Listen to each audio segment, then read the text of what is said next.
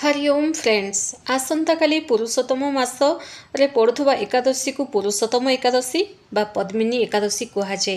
यही भिडियो मु आपनको एकादशी व्रत नियम एवं शुभ समय गुड़ाक मुझे आज आलोचना करने को जाऊँगी।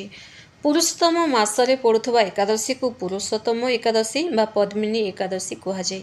भगवान श्री हरि विष्णु कृपा लाभ पाई यही व्रतर विशेष महत्व रही। फ्रेंड्स 2026 मसीह यह व्रत पालन शुभ समय पूजा विधि और प्रमुख नियम गुड़ाक मुझे शेयर करी।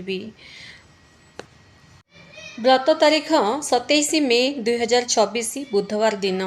व्रत पारण समय रहिबो 28 मे 2026 गुरुवार दिन सकाळ 5टा बाजिकी 25 मिनिट रु 7टा बाजिकी 56 मिनिट मध्य व्रतटा आपण पारण करि परिबे। पूजा विधि विधान आसंतु जानिबा।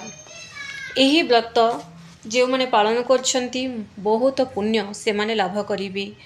सकाळु स्नानादि करी एकादशी दिन सूर्योदय पूर्वर उठी स्नानादि करी हलदिया वस्त्र बा स्वच्छ वस्त्र परिधान करंतु एवं श्री हरि विष्णु सामने व्रतर संकल्प नियंतु। पूजा केमिति करिवे? एक पवित्र चौकी बा गोटे खटुली पकई तापरे हलदिया कपड़ा बिछे भगवान लक्ष्मी नारायण प्रतिमा बा फोटो रखंतु। ठाकुर को चंदन हलदिया फूल एवं तुलसी माल अर्पण करंतु। भोगरे आपण श्री हरि को फल किमा मिठा भोग लगांतु। भोगरे तुलसी पत्र निश्चय दियंतु। एहापर गुआ घीर दीप जाली आलती करंतु। एही व्रत जो माने रखंती सेमानकर समस्त इच्छा पूर्ण होता है एवं जो मानकर संतान नहीं विवाह विलंब होची लाइफ रे आगो को बढ़ी पारनाहंती से माने निश्चित भाव में यही व्रत रखंतु। भगवान विष्णुंकर कृपा लाभ करिवे। एकादशी व्रतर गोटे अलग प्रकार महत्व रही। फ्रेंड्स केवल केते जन भाभी थांती कि एकादशी कले कौन सबकिछि हे जिवो। हाँ सबकिछि ठीक हे जिवो। जेतिकी दुख कष्ट थिले मध्य सबु दुख कष्टर अंत हेबाकु लागिवो। आसंतु व्रतरे किछि जरूरी नियम रही। एही व्रतरे संपूर्ण उपवास बा जलाहार रहिबा श्रेष्ठ। जदि संभव नुहे आपण क्षीर फल साबुदाना करिकी आपण खाई पारंती।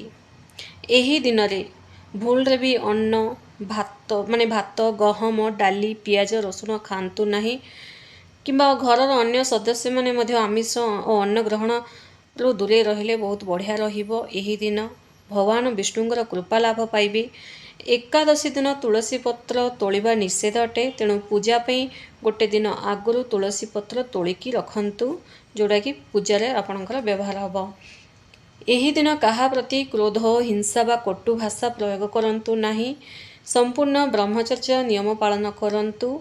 सफा वस्त्र धारण करंतु एवं मन मध्य सफा रखंतु एवं पर कथा टोटाली उठांतु नहीं। एही दिन चुट्टी भी नख भी किछि भी काटंतु नहीं। व्रत जेमिति समाप्त हेबना किछि असहाय लोकंकु बा ब्राह्मण को अन्न वस्त्र निज सामर्थ्य अनुसार दान कले व्रतर पूर्ण फल प्राप्ति होता है। फ्रेंड्स निश्चित भाव में करंतु। जो विद्यार्थी माने उच्च शिक्षा प्राप्ति पे बहुत सारा चेष्टा करिकी भी हारी जाउचंदी ना एहा करंतु। कारण यही जो मासरे पड़ुची ना यही व्रत पुरुषोत्तम मासर एकादशी व्रत निश्चित भाव में करवा उचित। समस्त को